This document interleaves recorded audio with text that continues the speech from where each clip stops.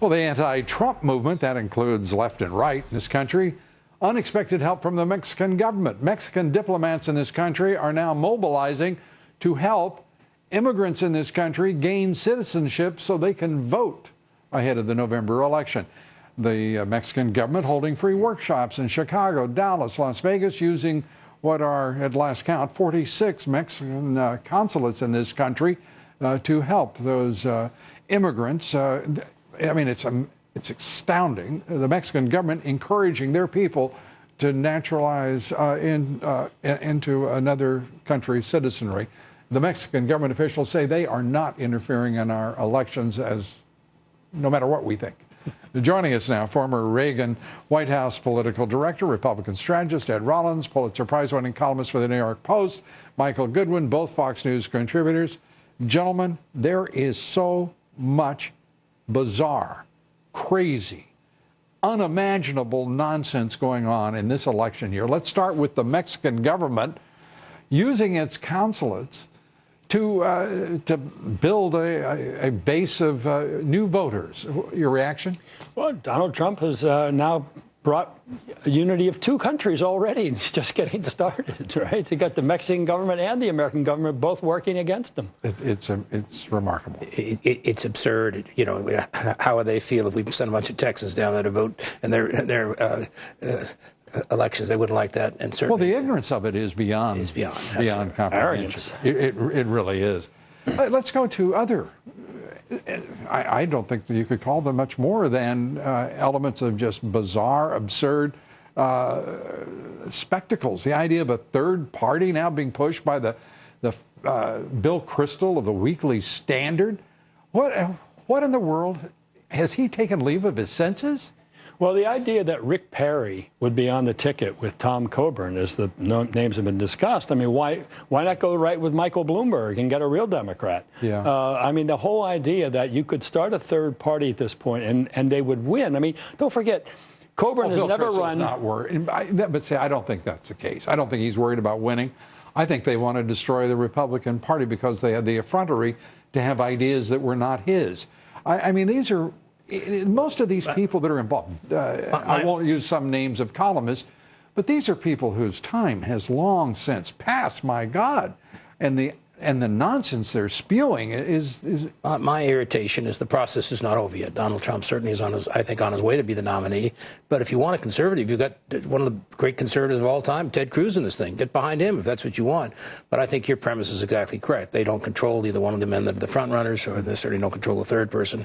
They want their own person in there who is going to fail and fail miserably. Starting a third party is very, very difficult, and it'll be futile and very expensive, and they don't have the resources to do that.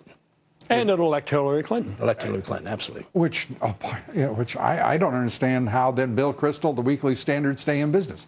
How does Rich Lowry in the National Review stay in business? Who are they appealing to? Nihilists? I mean, are suddenly conservatives wearing suicide vests in this country? I mean, what the dickens is going on here? I think they like being on the outside throwing rocks, and I think the reality is, we've still got a race to go here, and the bottom line is one of these gentlemen are going to be the nominee of our party, and we should go try and help him get elected. One of those gentlemen, as you put it, Donald Trump says he believes he'll have 1,237 delegates before the convention. Can he make it? Sure, he can make it. Absolutely can make it. He's on a roll. He's going to win in Arizona, I think, tomorrow, which is a big block. And this is a short little interim here, but he's going to start going places like New York, where he's way ahead. California, 64% of the Emerson poll. I mean, that's he just gave a big boy speech. He just spoke to AIPAC, and it's a big boy speech. It's not. It's people who didn't think he had substance. He stood up there and hit all the right lines. I'm a big supporter of Israel, and there was nothing that he said tonight that anybody in that audience couldn't applaud. And you contrast that with the President of the United States today in Cuba sort of apologizing for 50 years of us being bad to them when they were the ones that basically became a socialist communist nation and had missiles, or trying to put missiles in aimed at us. So it's just the contrast was dramatic. And how did he wrap up that speech? I mean, that's one of my favorites. Yeah. Well, just look, I think the whole thing was a disaster. And Ed's point about Trump giving this speech, I think this was the best substantive speech he's given on any topic. And if it is now a model, I think that immediately people will look at him differently because he overperformed the expectations. Yeah, that's something, over. yeah. And, I think two people were particularly surprised. One had to be Hillary Clinton, who did not, as best I could see, get the same level of enthusiasm. And she is a darling of AIPAC, or has been. Right. I mean, there are standing ovations for Donald Trump.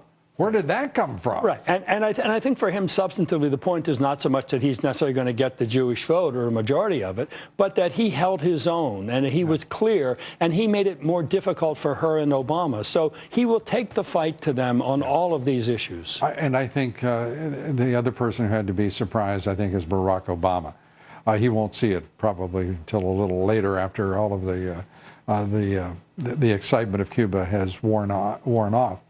But today, if you listened as he was talking with Raul Castro, the man is talking about entrepreneurialism and bringing American values. There is no life in the man. There's no excitement. The man could have been talking about hardware in the local store, a chore that he didn't want to do. And then there is Donald Trump, and then there is Ted Cruz, and the energy that they brought to what they're doing. Is a stark contrast, and is an answer to anyone who asks, will a new leader make a difference? Absolutely. Already the answer is yes. Absolutely. Gentlemen, thank you. Thank you. Appreciate it. Ed Rollins, Michael Goodwin.